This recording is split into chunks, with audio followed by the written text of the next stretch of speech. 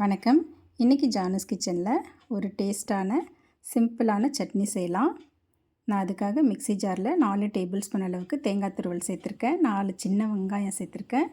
காரத்துக்கு 2 வரமிளகாய் சேர்த்துருக்கேன். சட்னிக்கு தேவையான அளவுக்கு உப்பு சேர்த்துக்கிறேன். இது கூட ஒரே ஒரு டீஸ்பூன் அளவுக்கு பொட்டுக்கடலை சேர்த்துக்கிறேன்.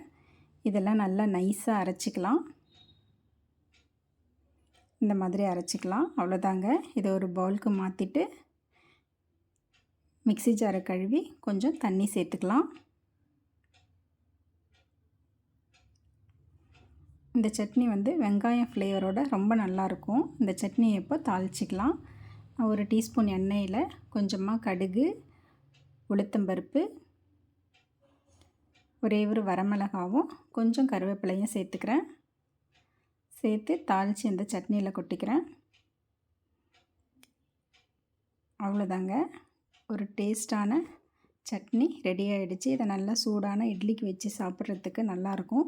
இந்த சட்னியில் நம்ம சின்ன வெங்காயம் சேர்க்கறதுனால இந்த வெங்காயம் ஃப்ளேவரோட இந்த சட்னி ரொம்ப டேஸ்ட்டாக இருக்கும். ட்ரை பண்ணி பாருங்கள். தேங்க்ஸ் ஃபார் வாட்சிங்.